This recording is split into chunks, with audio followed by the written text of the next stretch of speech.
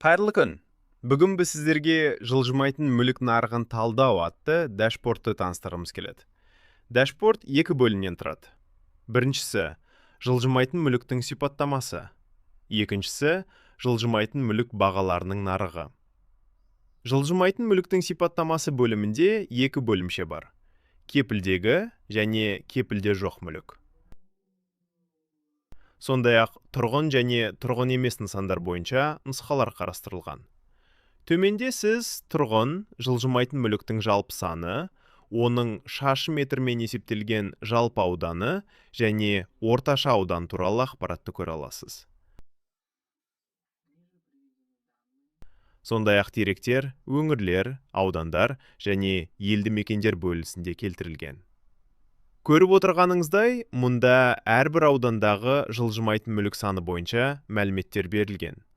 Одан әрі аудандар бөлінісіндегі тұрғын жылжымайтын мүлік туралы ақпарат, мүліктің бірліктегі жалпы саны, жалпы ауданы және халық тығыздығы көрсетілген.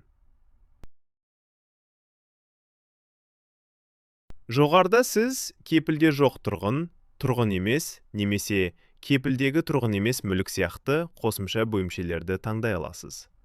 Бұл жердегі ақпарат бірінші нұсқамамен сәйкес келеді. Аудандар бойынша деректер, бірліктегі жалпы саны, шаршы метрдегі ауданы және тұрғын емес мүліктің орташа ауданы ұсынылады. Енді бағалар нарығы бөліміне өтейік. Мұнда сіз мәмілелер саны мен бір шаршы метрдің бағасы туралы деректерді көре аласыз. Төменде жылжымайтын мүлік бойынша егжей-тегжейлі ақпарат берілген. Атап айтқанда, шарт түрі,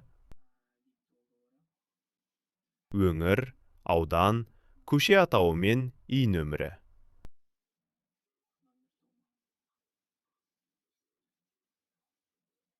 Сондай-ақ шаршы метрдің орташа құны, орташа ауданы, мәмілелер саны және мәмілелердің жалпы сомасы көрсетілген. Осы мысалдан көріп отырғанымыздай, 2024 жылы Алматы қаласының Медеу ауданында Тәттімбет көшесі 272 үй бойынша сатып алу-сату мәмілесі жүргізілген.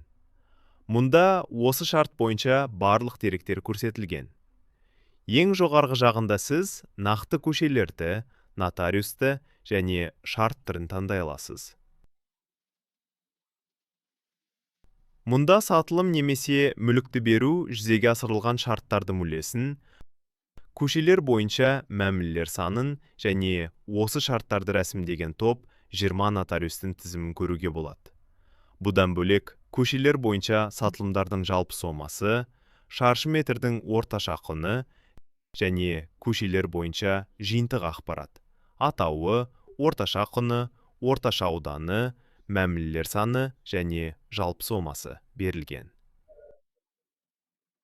Сонымен қатар, жылжымайтын мүліктің сипаттамасы бөлімінде сүзгілерді баптап, нақты бір ауданды таңдауға болады. Жоғарғы жағында қажетті параметрлерді таңдағанда, жүйе тек сіз көрсеткен аудан бойынша ақпаратты шығарады. Бөлімшелерде мүліктің қажетті типін, мысалы, кепілде жоқ тұрғын немесе тұрғын емес мүлік таңдау мүмкіндігі ықпал етеді. Назарларыңызға рахмет.